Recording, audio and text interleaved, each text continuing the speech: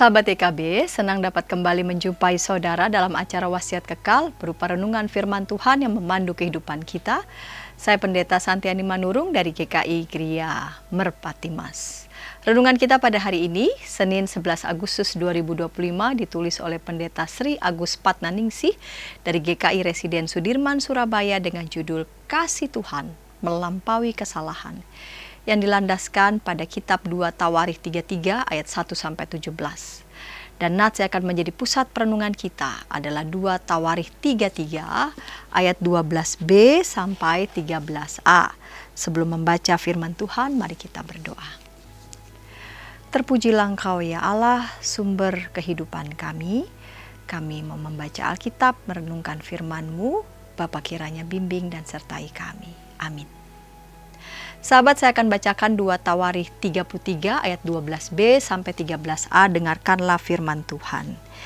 Ia sangat merendahkan diri di hadapan Allah nenek moyangnya dan berdoa kepadanya. Lalu Tuhan mengabulkan doanya dan mendengarkan permohonannya. Saudara, ada seorang raja yang memiliki segala kuasa, tetapi menggunakan kekuasaannya untuk melakukan kejahatan yang bertentangan dengan kehendak Tuhan.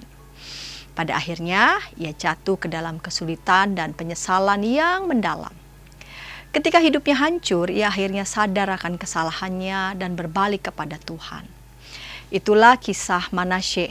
Manasye mulai memerintah pada usia 12 tahun dan menjalani pemerintahannya yang sangat panjang, yaitu selama 55 tahun di Yerusalem.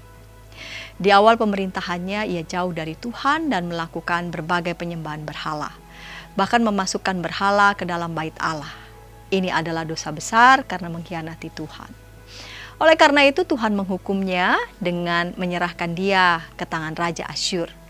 Manasye ditawan, dibelenggu, serta mengalami penderitaan yang membuatnya sadar akan dosa-dosanya. Dalam ayat 12-13 kita melihat titik balik hidup Manasye. Dalam kesusahannya ia sungguh-sungguh merendahkan diri dan berdoa kepada Tuhan. Respons Tuhan sungguh luar biasa. Dia mendengar dan mengampuni dan memulihkan Manasye.